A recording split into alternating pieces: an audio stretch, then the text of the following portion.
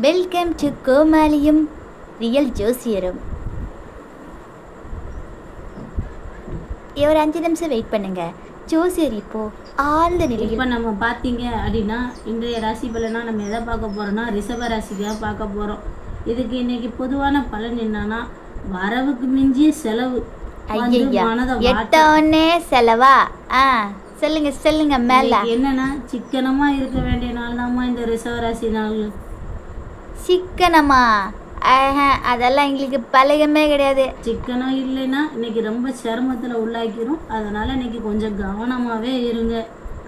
அடுத்து உங்களுடைய தொழில் அப்படின்னு சொல்லி நீங்கள் பார்த்தீங்க அப்படின்னா சின்ன சின்ன தவறுகள் கூட ஏற்பட வாய்ப்பு உள்ளதுமா. அதனால கூடுதலான கவனம் தேவை. நாங்களாம் பெரிய தவறை அசால்ட்டாக பண்ணுவோம். சின்ன தவறு தானே, அது ஒன்று நன்று போகுது. ஐ டோன்ட் கேர் அப்படி நினைக்காதீங்கம்மா. இன்னைக்கு உங்கள் மேலதிகாரிகள் உங்கள்கிட்ட கடுமையாக நடந்துக்கக்கூடிய வாய்ப்பு கூட இருக்குது. ரொம்ப பயன்படுத்தாதீங்க, அப்புறம் அவ்வளோதான். நாங்களே எதுவுமே நினச்சி ஃபீல் பண்ண மாட்டோம். அசால்ட்டாக சமாளிப்போம். இதை பயன்படுத்தணுங்கிறதுக்காக நாங்கள் சொல்லலை. உங்கள் ராசி பலன் இதை தான் உங்களுக்கு சொல்லுது. இன்னைக்கு நிதானமாக பேசுங்க மேடம். மொத்தம் நீங்கள் பயன்படுத்தணுமா இல்லை பயன்படுத்தணுமா முதல் தெளிவாக நீங்கள் சொல்லுங்க. அதுக்கப்புறம் நாங்கள் சொல்கிறோம். ஓகே, நிதானமாக இருங்கம்மா, அமைதியாக இருங்க. எல்லாத்தையுமே பொறுமையாக செஞ்சு முடிங்கம்மா. நல்ல நாளாக இன்னைக்கு உங்களுக்கு அமையும். நன்றி, வணக்கம். போயிட்டா? குடும்பத்தை பற்றி கேட்டுக்கோங்கம்மா.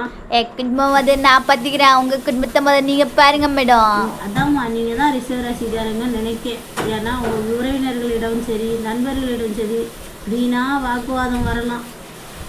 மௌனமாக இருந்து இன்னைக்கு நாளை எப்படியாச்சும் நல்ல நாளாக மாற்றுங்க. திருவாயெல்லாம் அவ்வளோ சீக்கிரம் முடியாது. திறந்தா அது கழிச்சு மாதிரி கத்திக்கிட்டே தெரியும். நான் சொல்கிறேம்மா, உங்கள் திருவாயை மூட முடியும்னு சொல்றீங்களா, அதுக்கும் ஒரு பரிகாரம் சொல்கிறேன். மகாலட்சுமிக்கு மல்லிகைப்பூ சாத்தி நெய் தீபம் ஏற்றி கடவுளே இந்த நாள் நல்ல நாளாக போகணும் அப்படின்னு சொல்லி வேண்டிக்கோங்க. உங்களுக்கு எல்லா செய்வோம் அந்த மகாலட்சுமி தாயார் உங்களுக்கு தருவாங்கம்மா.